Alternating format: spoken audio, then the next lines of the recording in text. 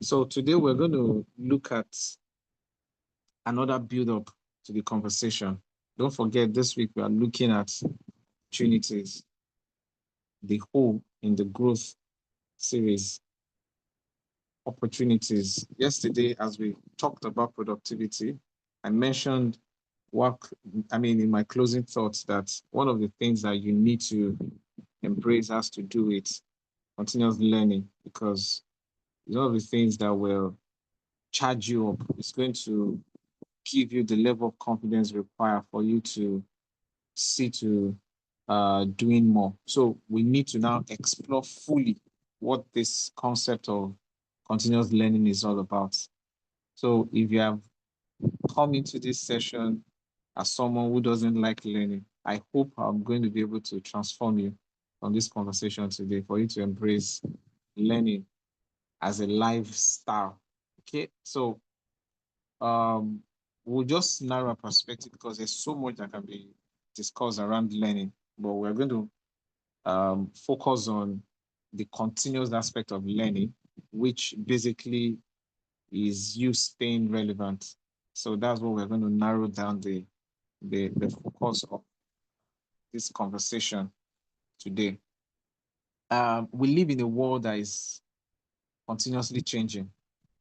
Some of the things, if you are very conversant, you have been following the trend of the news recently, it seems every day, in terms of innovation, in terms of technology, new things are being invented, new things are rolling out, a lot of things are changing. So generally, the world as we know in today's time or in current age, you know, um, continuously experience some level of, change, as it were. And what you called evolution theory in science is now becoming more real to us. Unlike before that, they will give you prediction that's going to be in the space of 20 years. Earlier before, it used to be in the space of a century, 100 years. Later on, it collapsed to about 50 years. Then you have generation in 30 years. Now you are talking about changes are happening, new things evolving on a daily basis, almost at the speed of time. Right? Okay. So, even within 24 hours, you can see emergence of new things, happening within the dynamic environment that we live in across different divides. So these are part of the things that's suggesting to us that there's a need to deal with our living in a different way in order for us not to go stale, for us not to become irrelevant. So staying relevant in this sense will now mean how we need to quickly, continuously adapt to the level of changes that is happening. And it's usually based on a choice.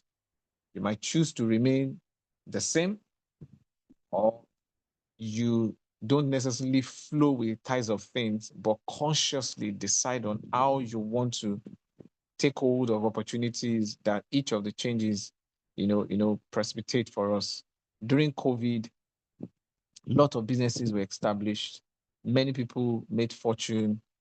I mean, in the same way, there are a lot of businesses that collapsed that never survived the pandemic, right? Uh, life never remained the same. So this is just a typical example of a change. And ever since, life has not remained the same.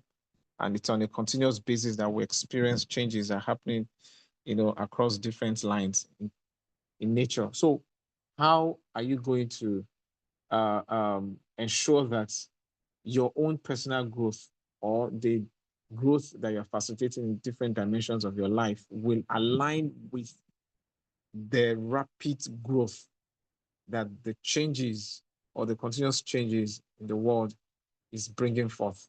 So that's what we want to try to look at and see what are the kind of strategy that we can develop from the concept of continuous learning, because continuous learning itself is a strong strategy that you can use to adapt to the changes, right? So there's a way you position yourself for you to be able to experience the best of the changes. Okay, so why must you consider continuous learning. I'm sure you might have heard of this several times, maybe on a valedictory note at your graduation ceremony, or I mean, someone just kind of like want to nudge you because you have hit a particular milestone in your academics and they just tell you never stop learning. I'm sure it's a common phrase that we get to see out there or get to hear, right? Why do you need to commit yourself to continuous learning? Again, it's because you need to stay relevant. You need to, be in tune with reality because relevance speaks to current realities.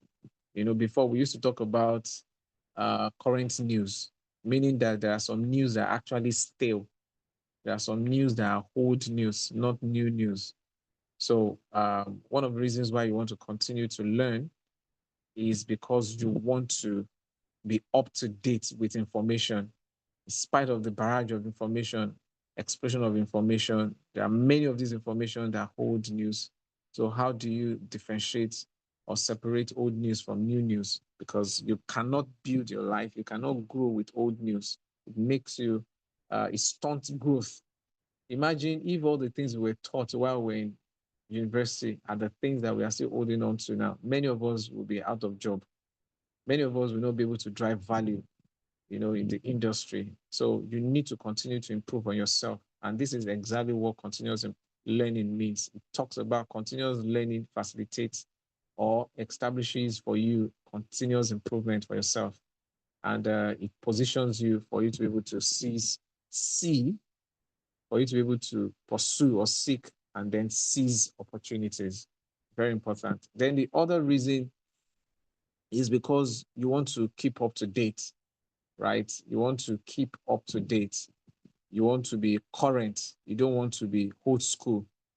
We are talking about new technologies, advanced new technologies. You don't want to just be an analog human being. You don't want to even be just an ordinary technology expert, but technology expert living with new technological understanding and information or skills, right? So you need to be up to date. And some of the things I'll be sharing with you, you'll be shocked. I'm sure many of you will just be hearing about some of these things for the first time, and I prepared for you. I have quite a number of uh, uh, um, documents, quite a number of journals, publications that I'm going to be sharing with you. I hope you're going to take time to read them. These are things that I feed my mind with. So you see where I build my disposition when it comes to IQ, when it comes to knowledge acquisition, even though many of these things are not necessarily my field, but I'm quite knowledgeable about them because I go all out there to seek for information.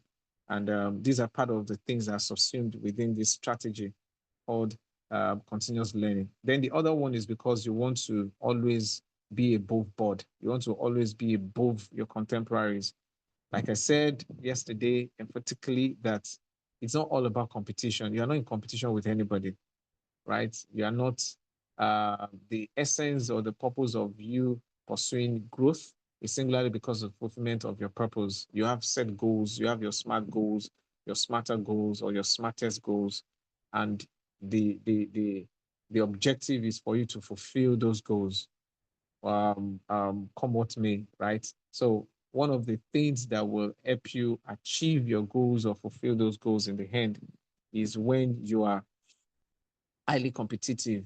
And this speaks to not competition in itself, but how you have positioned yourself to seize opportunities.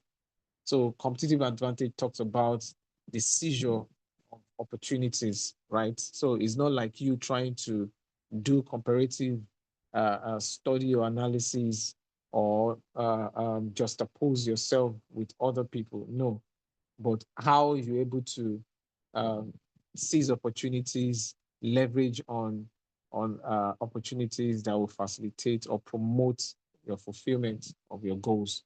So that's what competition. So learning and increasing your knowledge base or widening your knowledge horizon is one of the things that will give you such competitive analysis. I mean, using myself as a very good example, having background in architecture, through studies, through continuous learning.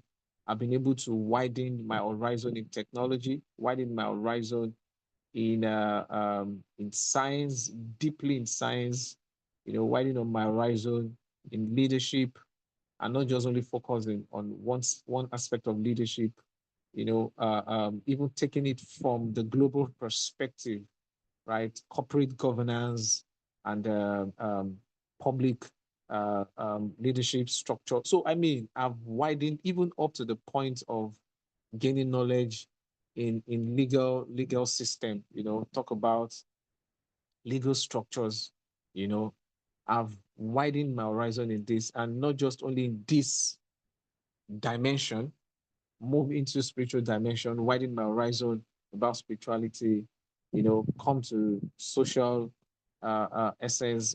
So there is a way learning can enable you to, genuinely and empirically prove that advantage you have over your contemporaries. One of the things I used to shake clientele when they come to me and they want to know what exactly do you have to offer. On the surface, is quite very difficult, except you know how to pitch yourself. And that is why one of the assignments I gave you 2 days ago about your personnel is for you to be able to do a short video or come up with a personal brand.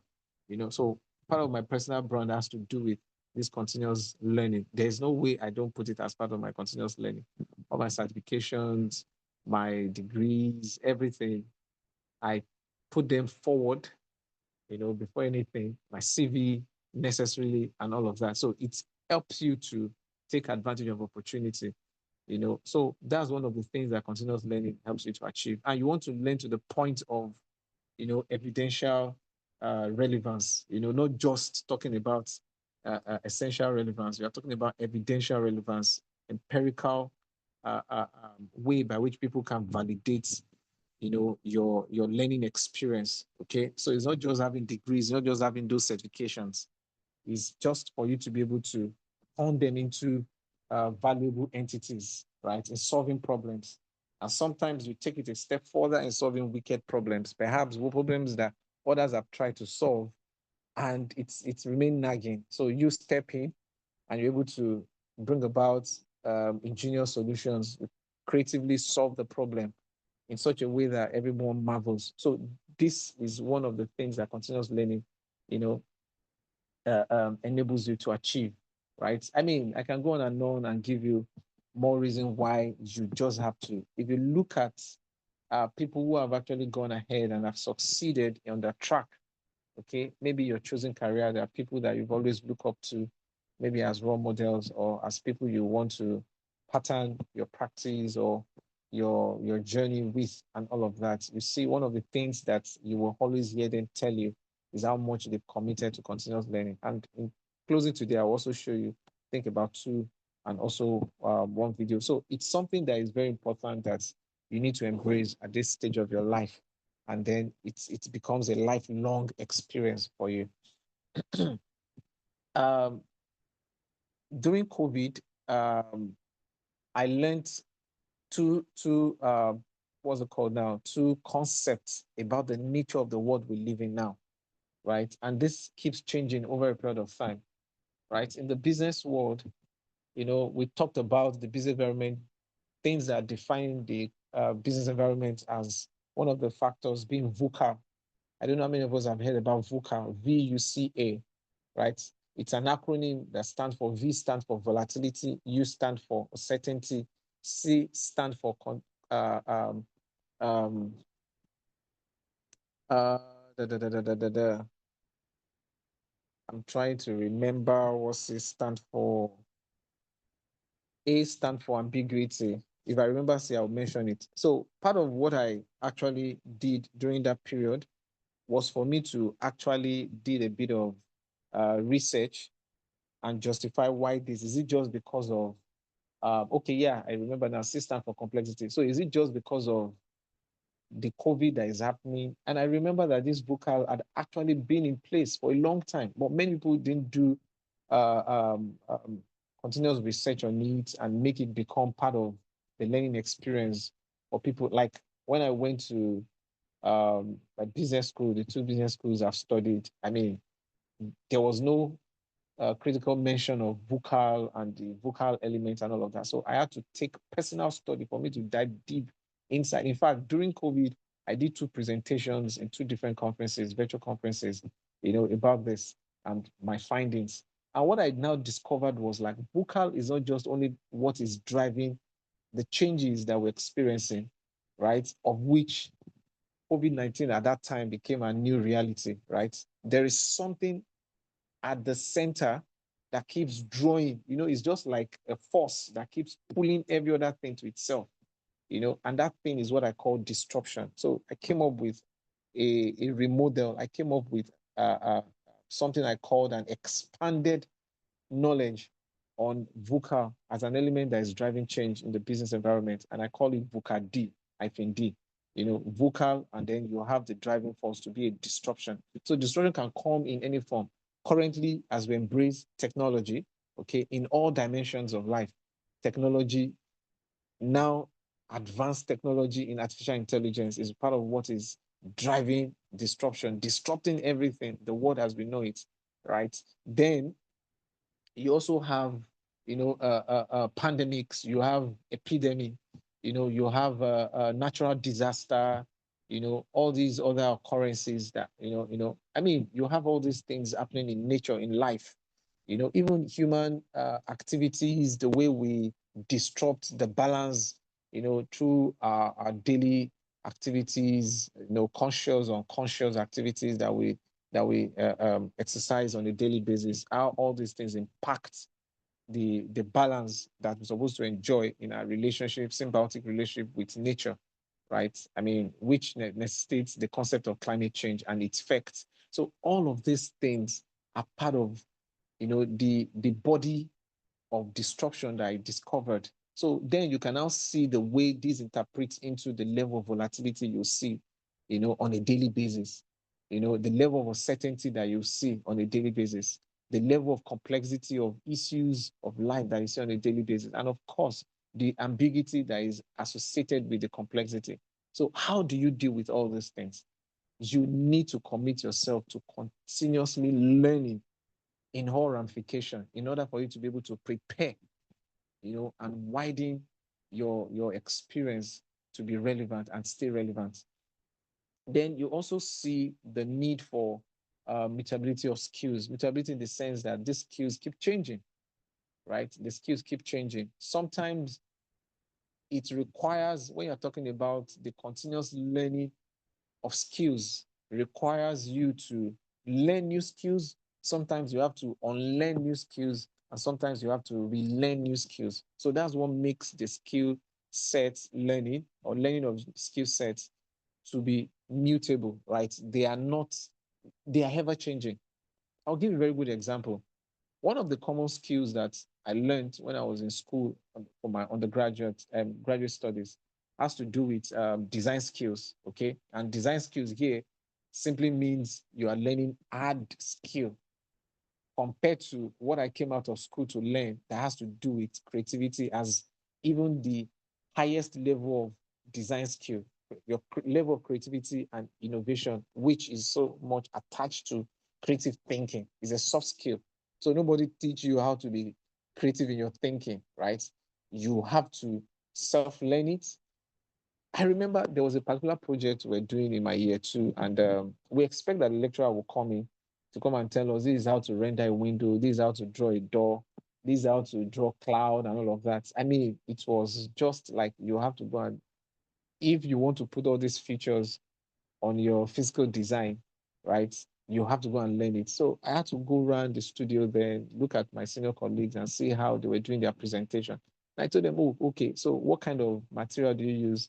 In doing this, one would say, oh, I use pastel. Another one would say, oh, I use hand rendering. Another one would say, I use pencil rendering, blah, blah, blah. So at the point, I just like, okay, let me start adopting the one that I can. I mean, these are just to tell you that back then, I used to use pastel, I use watercolor, I use pencil rendering, I use rotary pen rendering. There are different styles and techniques that each of these tools will help you to achieve some level of aesthetics, to enhance the aesthetical value of your design project.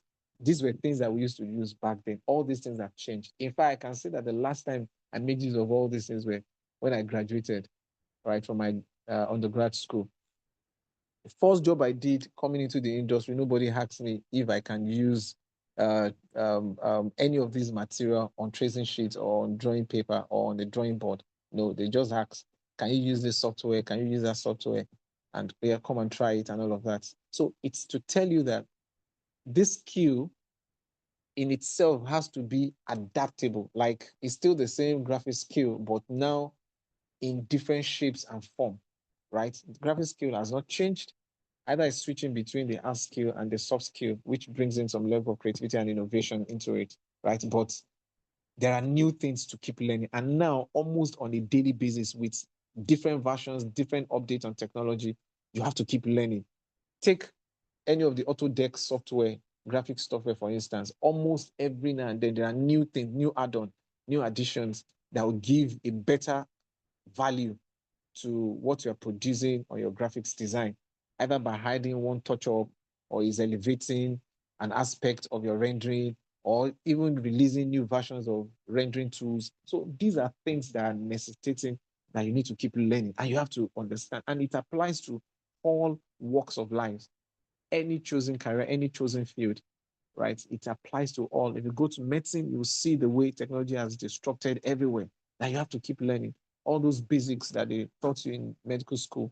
There's so many other new areas of understanding the morphological or psychological nature of human beings and how to quickly address, at the shortest possible time, how to address the problem of human being.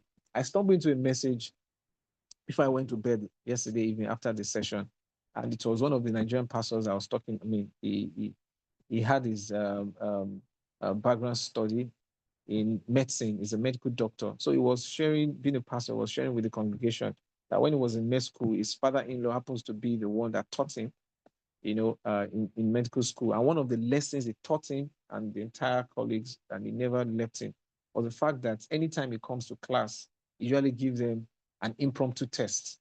So it got to a point that he just challenged him. I was now wondering that how come you don't usually inform us that we're going to have a test and pre-inform us so that everybody can prepare? Guess what he told him?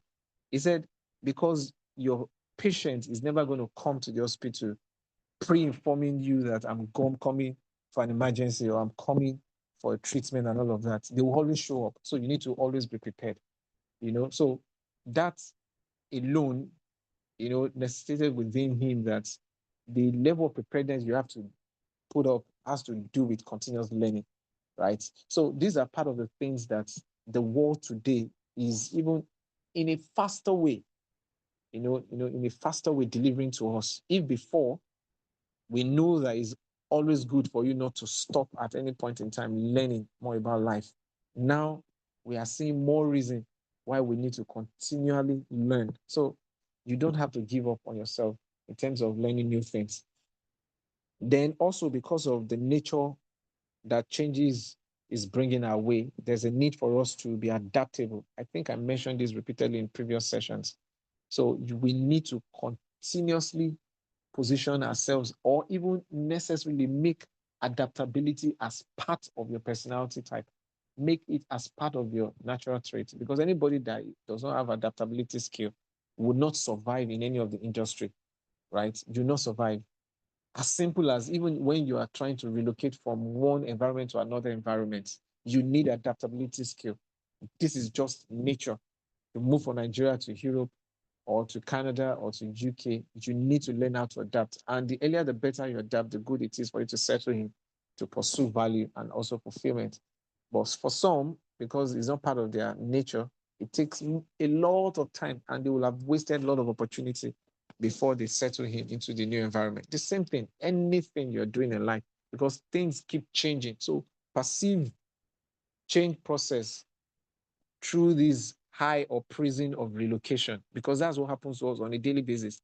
It seems we are always moving in time from one location to the other, and every new location we move to, any other location we get to from our initial position, which is our initial, requires us to be adaptable.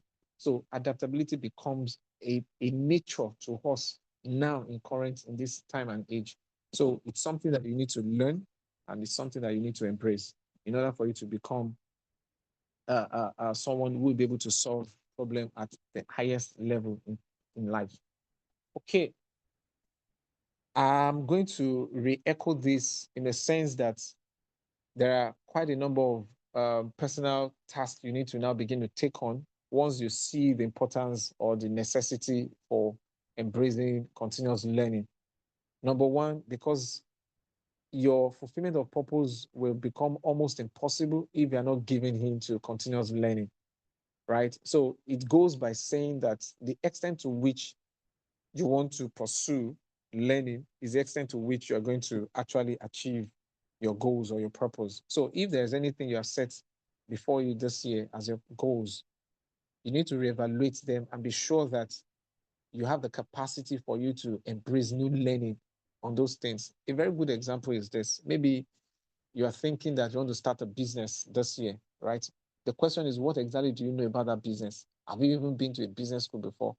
Right? Do you know the fundamentals of business management? And which of the industry are you pitching your business or establishing your business? What do you know about that industry? Is it about economic markets? Is it in agriculture? I mean, what you used to think agriculture was previous years is not what it is today, where we have mechanized farming system and new ways of what's it called now, agricultural extension programs. I mean, so there are quite a lot of things. So you want to first of all put your knowledge before you in order for you to be able to see, because knowledge will open your eyes and give you a bold high view on the industry. You're going to see from the top, from the global perspective.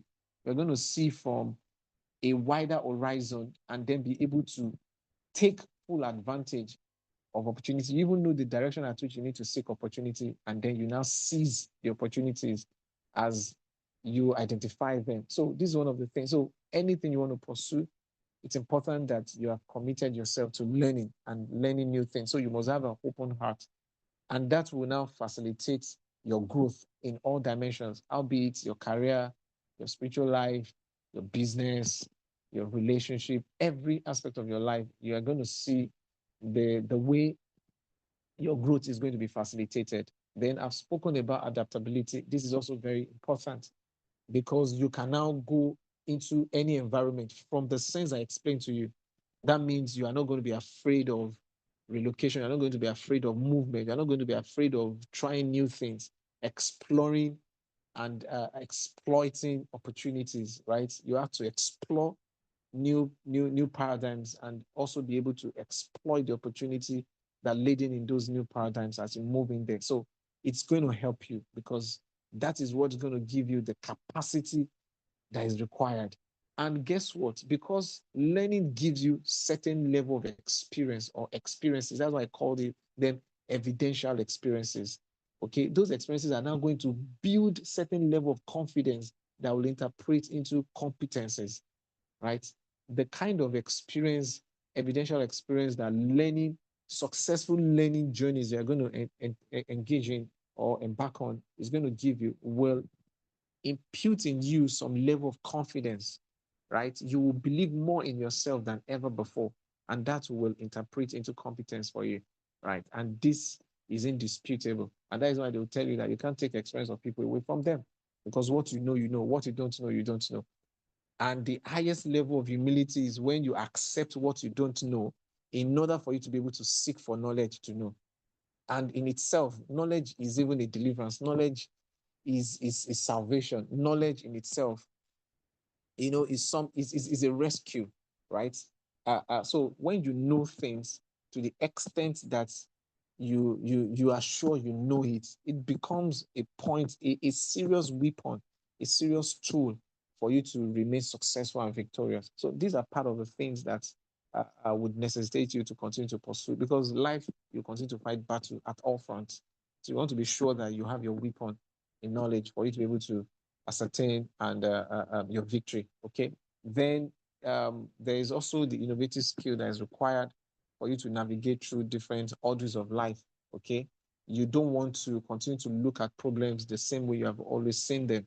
You have to think outside the box. Okay, innovation speaks to you thinking outside the box, and learning is one of the things that will upskill you in that dimension, right? You will get experience in such a way that you can always think outside the. I mean, I've gotten to a point in my life that I don't do things conventionally. In fact, I see it as a cheap way of achieving results. When everybody thinks that this is how to do it, I will always want to innovate and invent my own way of doing things, for me to be able to get results.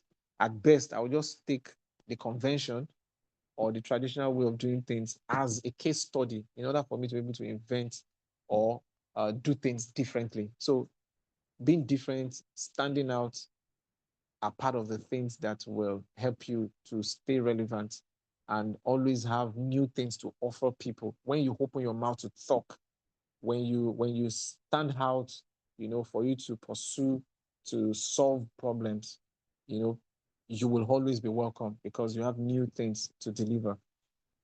And this will now interpret into the kind of growth that you want, either in the track of your profession or in your own individual life. So that last year, by the time people are seeing your personnel, if you are seeing whatever your outlook will look like, you have to have something different that you are offering people so that you are not predictable. They don't think that it's the same you. Like people will always say, we know him. Let them not predict who you are. Let them not know you. Let them see a new version of you because you are being innovative and you are solving problems at a higher degree. So how then do you stay relevant? So we need to explore the process of or what it entails to commit to lifelong learning or to embrace continuous learning. Number one is for you to set goals, taking us back again to SMART goals. You don't just jump into learning because you want to learn. It must be targeted towards specific knowledge areas. So look at all the things that you feel you want to achieve this year. Are there any knowledge gap? Like I was in a project meeting today, and I saw that there had been a struggle. I mean, we've rolled out almost about 10 projects in the past 2 years, and we are having about 5 new projects we are rolling out on expansion now. And I noticed some kind of conflict, nagging conflict between the finance team and the project team and operation team. Operation team and finance project team has been integrated into uh, um, is a what I call an agile team, right? While the finance team are seeing themselves as a separate team. So I noticed that, and after evaluating what I just felt like this is just a simple knowledge gap. Why would these other party feels that they don't really understand what these other parties are doing? And because of that, there is no proper support, financial support, because they manage the financial or the cost management of the project, right? So why would they feel that and their lack of knowledge or understanding is actually stifling the creativity and the necessary innovation that these other teams are supposed to be using to deliver project success. So immediately I just pointed out, like, okay, this thing is very simple. These guys don't know what you guys are doing, or they are not at the level of your knowledge. And this one are not committed because they can't even see that they lack the requisite knowledge for them to be able to interact with you at the level at which you guys are interacting. So what need to do is to bridge the gap in knowledge.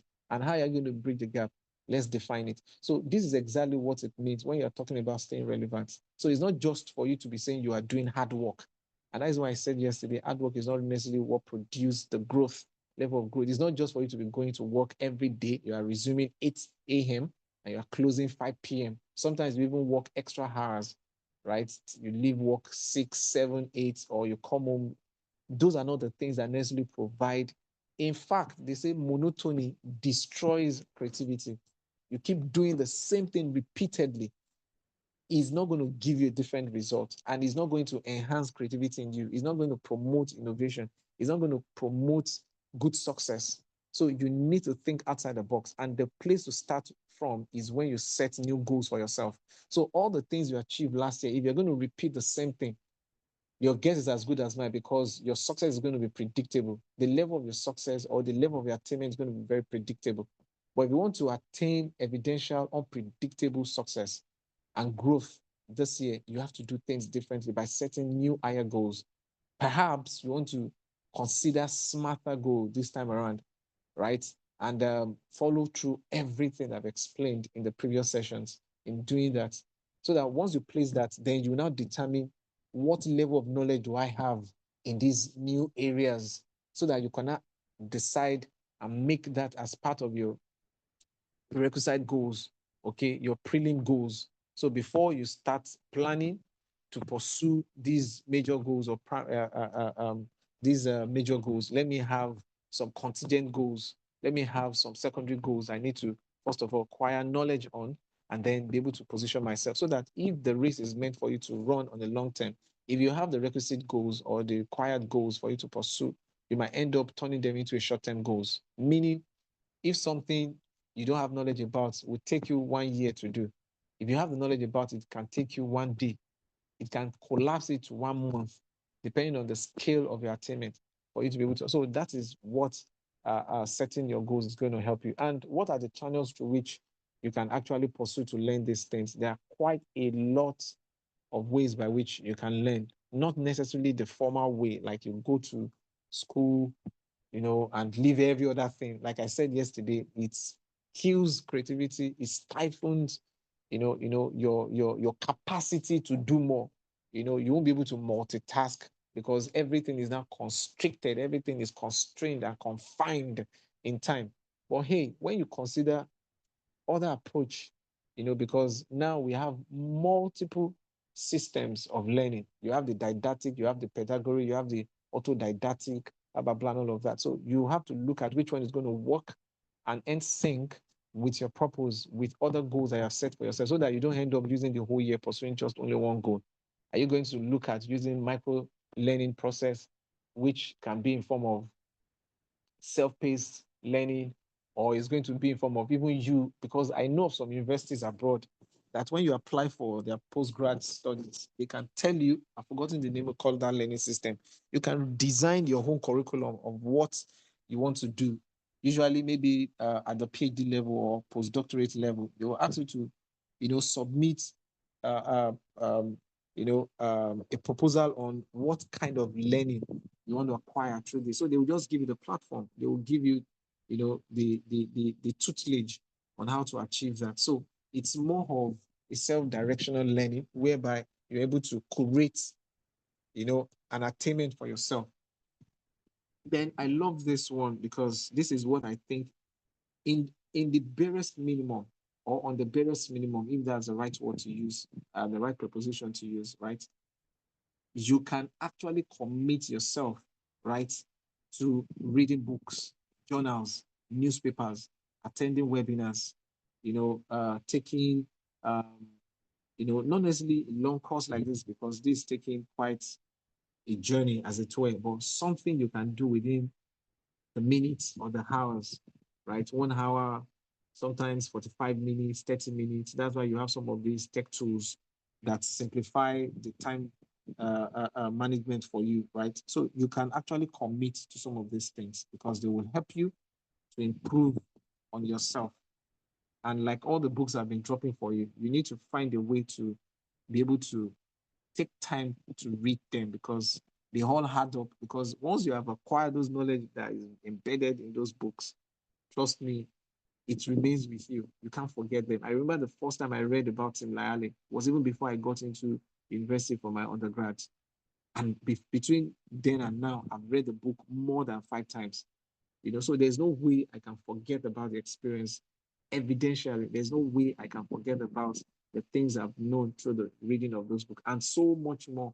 I mean, so many other books I've read afterwards relating to the same subject of knowing your personality types, coupled with several assessment tests I've taken and I continuously take to see the progression of the improvement of my personal growth. So these are things that you can necessarily commit yourself to and take upon yourself, with high sense of responsibility and accountability for you to be able to remain relevant. Then you can leverage on your effective communication, your networking, collaboration, your building of rapports, all of these things that we discuss about, they're also part of things that keeps you, because there are certain communities you belong to, you continually Like some of the communities I'm actively involved in, most of the things I know, or if not everything I know, I try to share in those communities with people. Either they feel it's beneficial to them or not, but I know there's always one or two people that will always, gain or benefit from it when they take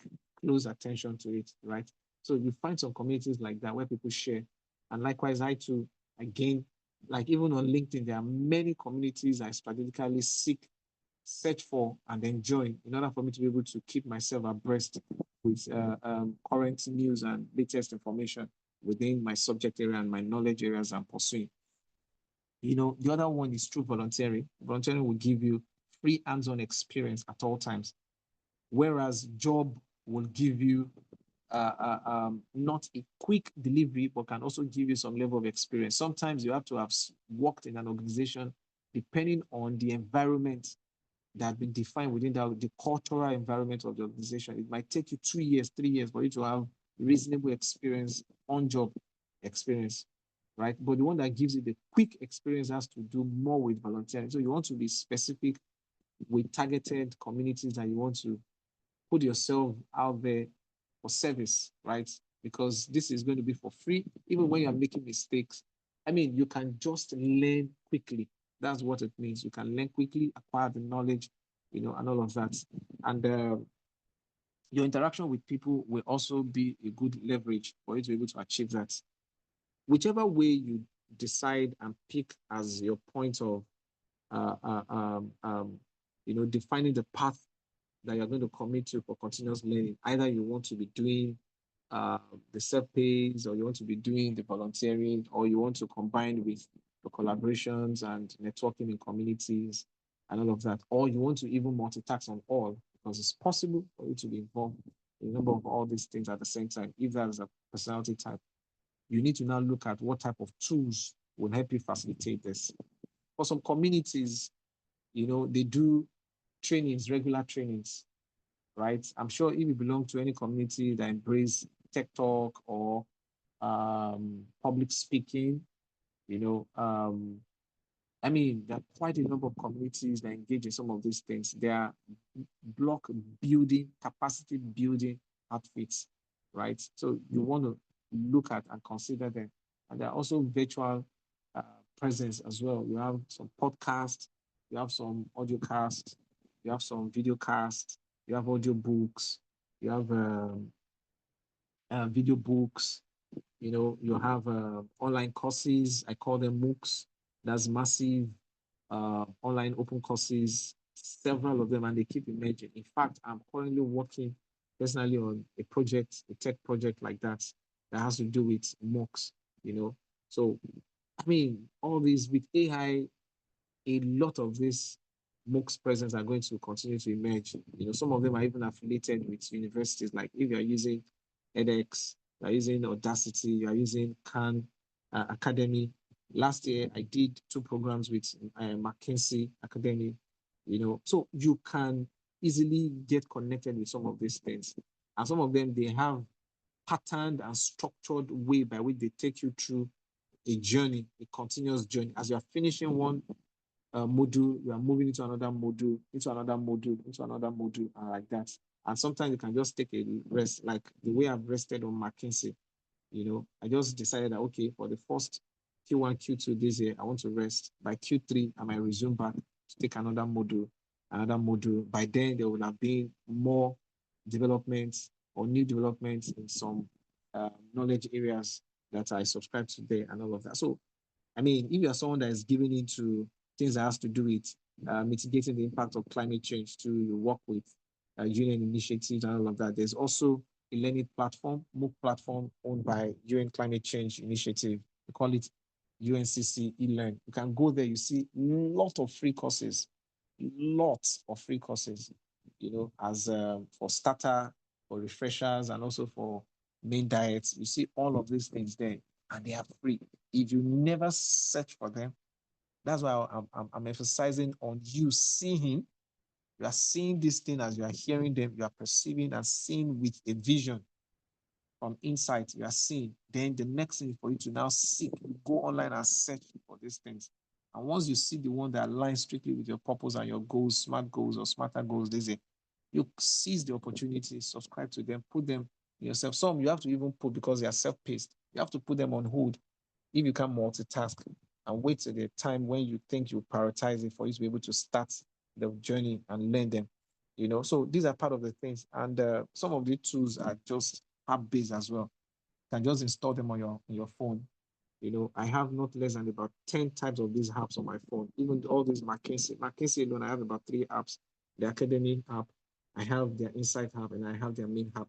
All of these things are sources by which I get feedbacks, I get information, I get updates. The same thing with World Economic Forum. All the predictions for 2025 from World Economic Forum across the globe, I have them, and I'm studying them on a daily basis to see the way things unveil in the economic markets, in the professional market, and across all divides, right? Well, what most of them don't do, because this is a secular institution or they are secular organization, they don't talk more about spiritual. So for spiritual is another dimension entirely where you need to look at how to affiliate yourself within your religious belief, core beliefs, right? There are other areas where you can have some of these information feeds. Some of them are just like you have to subscribe to some podcast or some your churches or your religious organizations information desk. Some of them, maybe your website, you have your RSS, what they call read syndicate sites. You syndicate the information on the site into your phone so that you can read offline. You can listen to messages offline. YouTube, you can download and see. These are things that will enable you to now begin to facilitate the process of changing your mindset. Remember, growth mindset is different from fixed mindset. Fixed mindset will always antagonize continuous learning. It is the growth mindset that is not antithetical to the kind of mindset that you need to embrace for you to be able to achieve the level of commitment you need towards continuous learning. So how then do you begin to embrace it? By taking little steps. We call them baby steps. From this very evening, you need to go back on your drawing board. Those things you've set as your goals, you need to reappraise them and see whether any one of them also align with your commitment towards continuous growth. What I used to tell people is whatever it is you want to study, whatever it is you want to learn, how relevant is it going to be in the shortest time? Before the end of this year, is this going to still be relevant? In the next 5 years, is it going to be relevant? In the next 10 years, how relevant will it be? In the next 20 years, when you're still alive, how relevant is it going to be? In the next 30, 50 years, how relevant is it going to be? So these are the things that should help you take informed decision on commitment. You don't want to commit to ephemeral. You don't want to commit to things that will not outlive you, things that will not enable the kind of success you want to achieve to resonate across board. So you don't want to commit to these things because every sense of commitment also require sacrifice. I said that yesterday, so I'm not going to gloss over it again. Every commitment requires some level of sacrifice. So how far you want to go will determine what amount of sacrifice you're going to make. Because some of these things, yeah, as much as I'm telling you, they are free, there are still some that you have to pay for you to be able to access. You have to pay some for you to be able to get greater value. You have to pay, like you're using Zoom. If you don't pay for Zoom Premium, you can't use more than 30 minutes or 45 minutes. So imagine if you're now on a free subscription on any of these platforms and you're learning, maybe they have a time bound to it, so you can't learn beyond so time. Whereas if you want to learn for a longer time, you have to pay additional money for you to be able to have access for you to continue to learn and then continue to build on the experience you are getting, evidential experience you are getting, which you can document eventually. So this is very important. So what I would just advise that make sure you continue to stay hungry for learning, right? Is going to propel you to always seek against all odds. If you are hungry for learning, for knowledge, it will always make you to seek opportunity.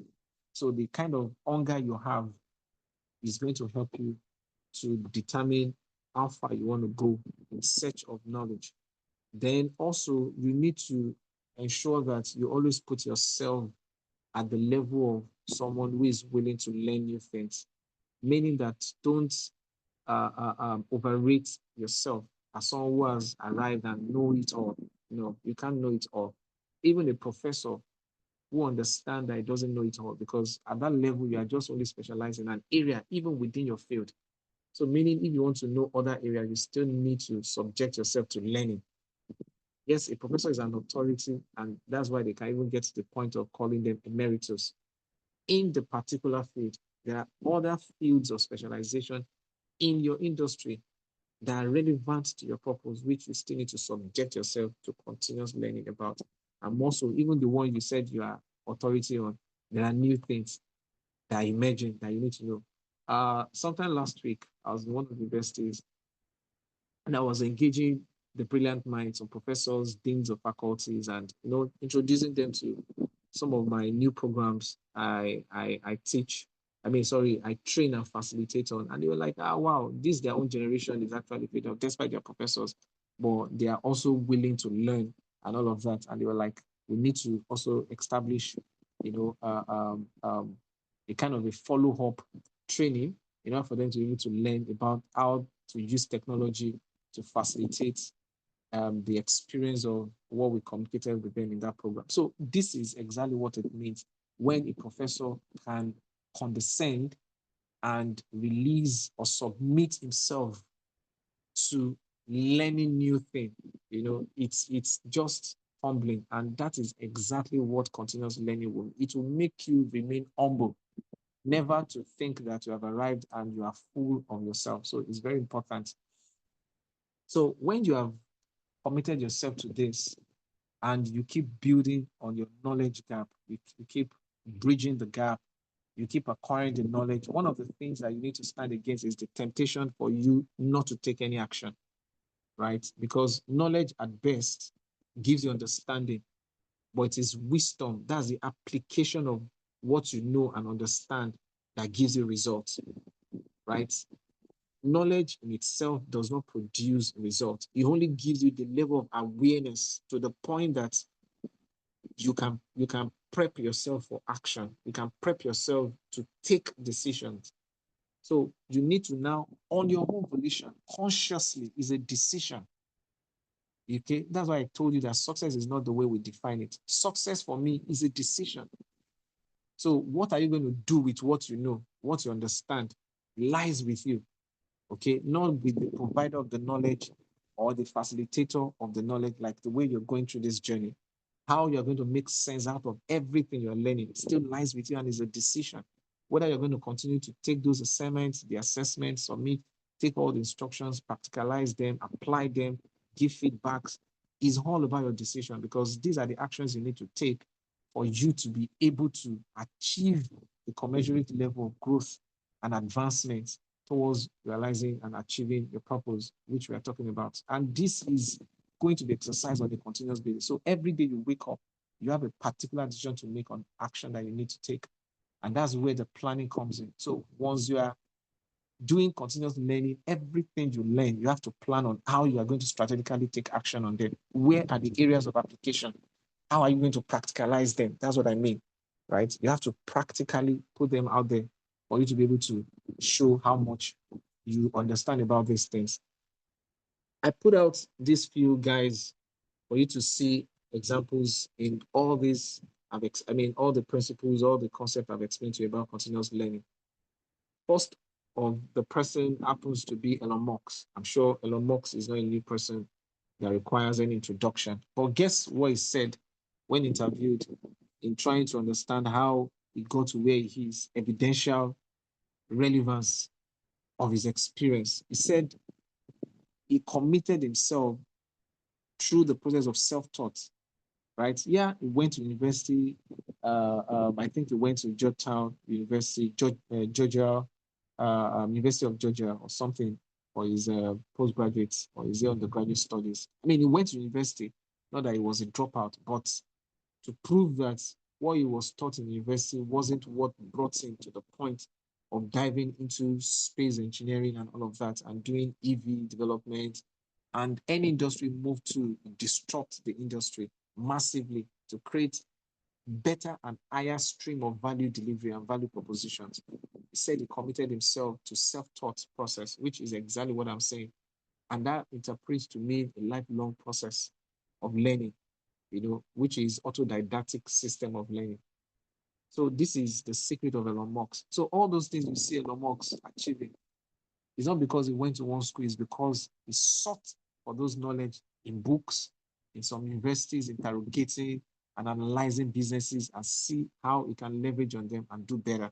Now, he's in partnership with NASA, he's in partnership with so many global conglomerates of businesses to innovate new technologies and solve global problems, and even begin to think about the future generation, how they are going to be living outside of the earth, in others, in other planets and all of that. That is Elon Musk. And you can see how far continuous learning can take someone. Another one is up with free Oprah. This woman was also interviewed, said lifelong learning is what gives her the opportunity to be a strategic mentor to people in our industry and emerge as a thought leader. Explain to you what thought leadership means. You are so experienced, so vast, and so successful in your chosen discipline and chosen career that you can impact the knowledge and experience of other people for them to also be channeled through the journey of success, right? That is what empowered Oprah Winfrey. And at a point in time, she was the richest woman on earth, and currently I think she's still the person being paid highest in media globally, right? So how else do you want to explain the success of a woman, other than the fact that she said she committed to a lifelong learning? These kind of people, when you get to their library, you will marvel the kind of things they read for them to be this much successful, right? And you have also in the tech world, when you come down to Africa, you see quite a number of young guys who are doing so fantastically well. And all of them, in one occasion or the other, has attributed, how much you have leveraged on virtual learning, on virtual connections, networking, and working within, tech industry for them to be able to innovate new technologies in solving problems. You have Iyolua Akoyeji, who has co-founded a number of companies which are, successful businesses, right? They are successful businesses, unicorn businesses. You have Tokoya Wotona, and for a time I followed dutifully this guy, studied him for a while to see how this guy got to the point of emerging as one of the successful Nigerians out there in US. He's a founder of Calendly. So you have all these guys who are doing excellently well, and I believe that you as well can be the next person to watch this year on how much you are going to succeed, because you are going to commit yourself to learning new things and acquiring new knowledge in different areas of life. I'm going to end with this video for you to listen to what Mark is going to tell you about some other tips for you to commit to lifelong learning. Hi there, I'm Jack Canfield. And today I want to talk to you about why continuous learning is an important secret to success.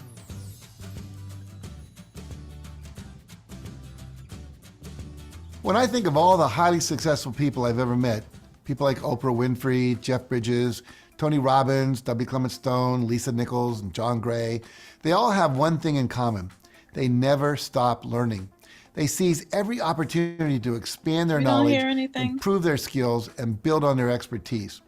And that's how they're able to perform at higher and higher levels and achieve such extraordinary results in their lives. Continuous learning is. The good news is anyone can become a lifetime learner. Sorry, did I hear that you can't hear anything? Yeah, I can actually hear. Can anybody hear the video? Yes, sir. Yes, sir. I can hear the video. Okay. Please, you might want to check your network. okay. Yeah. All you need is curiosity and the desire and the commitment to improve yourself. And today, I'd like to share 6 simple tips on how to develop a lifelong learning mindset that will help you achieve your highest potential and create a life you love. Now, my first piece of advice is to decrease your television time. Yeah, I'm definitely going there. Now, here's the deal. There's very little that you can learn by staring at a TV. Now, sure, there are documentary and there are interview and educational programs that offer some value, but even these shows are often more about cursory information than they are about deep analysis and insightful information and wisdom. Now, in reality, Anything that can be learned watching TV can usually be learned by reading a book that has more information and more depth. So to increase your knowledge and abilities, I encourage you to turn off the TV. Read a book instead, or do some online research about a topic that interests you. You could watch some TED and TEDx talks online. You could even sign up for an online training program, take a course at a nearby college or community college, or enroll in a correspondence course. And by taking the time you normally spend on mindless entertainment and devoting it to expanding your skills and deepening your understanding, you'll become a more capable and successful person. Now, the good news is you don't have to go cold turkey to see big results. Even just watching 1 hour less of TV every day will free up 7 hours a week. That's almost the equivalent of an 8-hour workday that you could spend now learning something that could change your life for the better. Now, my second tip is this: study other successful people. Look for people who've accomplished the exact goals that you want to achieve, and then find out how they did it. Read their books, attend their workshops, or talk to them in person if you can. Because if their strategies work for them, they'll likely work for you as well. And in most cases, what has worked before will probably work again. Now, my third tip is to learn how to read faster. If reading teaches you valuable information, then reading faster allows you to learn more in less time. And there are lots of great resources available out there to help you learn how to read faster, even if you're not much of a reader. One of my favorite courses is photo reading, which you can find information about online. There are also inexpensive courses on lynda.com and Udemy, that's spelled U-D-E-M-Y, and the Khan Academy, as well as other online learning platforms. And there are countless great articles you can read for free simply by Googling the term "learn to read faster." And the great thing is, the faster you read, the more you will read, and the more you will learn in a very short period of time. Okay, here's my fourth tip. Attend as many conferences, workshops, and other in-person events as you can. Reading about something can be very informative, but nothing is as powerful as learning from an expert in person. No matter what topic you want to learn more about, there is no shortage of events you can attend to further your education. Not only do these conferences and workshops offer you the opportunity to learn from experts in the field, they also give you the chance to network with your fellow attendees who may have just as much wisdom to share as the speakers that are on the stage. Now, my fifth suggestion is to make a conscious commitment to yourself to engage in lifelong learning. Continuous learning isn't just a set of tasks you perform, it's a state of mind. It's the commitment to have an open mind, to stay curious, and to always be expanding your understanding of the world. And that's why I encourage you to develop a mindset that makes learning a vital part of your day-to-day life. When we come into this world, we're born with a fiery sense of curiosity. But for many of us, this curiosity diminishes as we grow older. We become too complacent and comfortable. We tell ourselves that we know everything we need to know. But I want to encourage you to resist complacency. Never stop being curious or asking questions, and never stop seeking the answers to those questions. You know, we're also fortunate to be living in an age of information. If a question pops into your head, thanks to the internet, you can find the answer in minutes and sometimes even seconds. All of human knowledge is available to us at our fingertips, and I encourage you to take maximum advantage of that fact. Finally, my last piece of advice is to be prepared. Opportunities for learning exist all around you. They might come in the form of an interesting article you stumble across online, or they may come from a conversation with someone whose knowledge and experience you can benefit from. So I encourage you to look for these opportunities and make the most of them. Because the more you act on the opportunities available to you, the more opportunities will appear to you, and the bigger and better those opportunities will become. So remember, the universe rewards those who take action. So when you demonstrate your desire to improve your performance and get better results in life, the universe will give you countless opportunities to do just that. Okay, here's your homework. So I want you to complete this after watching the video. Make a conscious decision today to commit yourself to a life of continuous learning. Instead of watching reruns on Netflix, spend your free time researching an interesting topic online. Or sign up for a conference that you've been wanting to attend, or an online course that will teach you a new skill you've been wanting to learn. Once you decide on what action you're going to take, leave a comment below and tell us about it. Sharing your commitment with others actually increases your chances of following through on it. So thanks for watching, and remember, nothing will change for the better in your life until you do. Now, Okay, I want to believe you follow through and listen to what Jack said. Perhaps you missed everything I've been saying since. I needed you to listen to Jack because here, Jack is pretty much older than all of us. This year, August, Jack is going to be 81 years old. And this guy has accomplished a lot in his life. When you go online, you can read about his bio. You see that this guy, I mean, imagine someone who has written books, sold over 200 plus million copies of his books, impacted a lot of people, including myself. You know, so it's just wisdom that one listen to wise words from people like this. That's why I had to direct you to listen to what Mark said. So trust me, all Hi these there. things are actually practical things you can do. So what you just need to do is, again, like he advised, you need to decide on what actions are you going to take today. Are you going to commit to lifelong journey? Are you going to set up a learning plan? Are you going to commit to ensuring that you're consistently following through your plan on this journey? And are you going to embrace change by developing adaptable skills in order for you to stay relevant? So all of these things are your choice. I mean, are your choices which you need to make in order for you to be able to make sense out of this. So I'm going to stop here. I remember when I stumbled into an interview conducted with the former president of the United States, the person of Bill Clinton. There was a question that was asked, still on the subject of this lifelong journey. You know, I think it was in a big think event, and it was asked this question, that what exactly is the most important thing he ever learned in life? Guess what he said? He said the most important thing that he ever learned in life is just the fact that it's important for you to keep learning and you stay hungry. You know, again, coming from someone who is well old enough to counsel all of us who are here today. So it can't just be overemphasized, the fact that you need to decide above and against all odds for you to commit to lifelong learning, because that's going to make a lot of difference in your life. So we end here, and I'll open up the session for contribution, for comments as we round up. If you have any question, there are quite a number of materials I'm going to be sharing with you in the WhatsApp group, which I believe will be beneficial to you. So make sure you go through them. It's going to really, really help you. Trust me. So any question? Any question? Any question? Please make sure you ask question.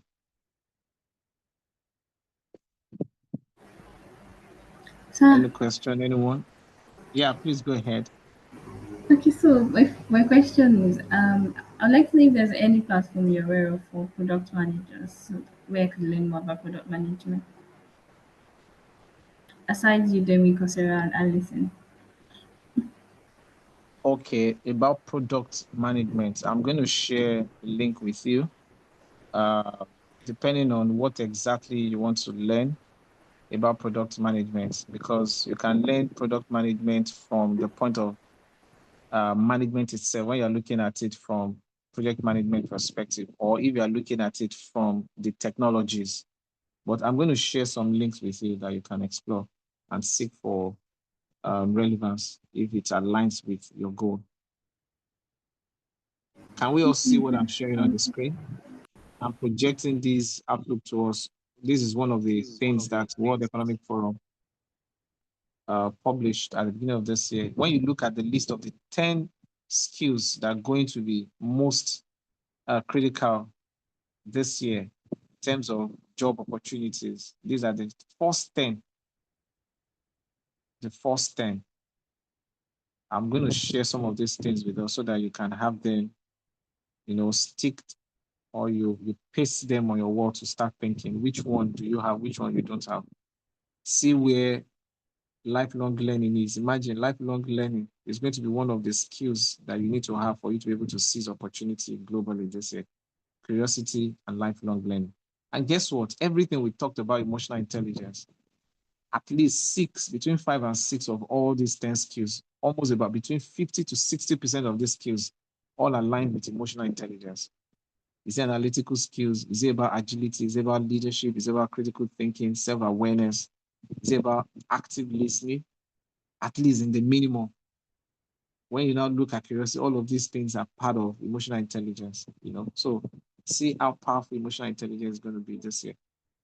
So that's why you can't just play with this thing. Then in terms of in the next 5 years, skills are going to still remain relevant. So when you are looking at the next 5 years, see again, lifelong learning is listed as part of those skills. So this is just to encourage you and let you see that what we are talking about is not out of the box. It's something you need to put inside the box and make sure that you lay your hands on and grab. Okay. So any other comments, question, contribution so that we can round up?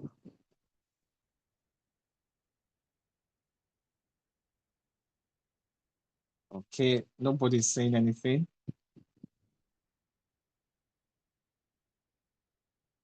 Any question? Any comments? Subtraction?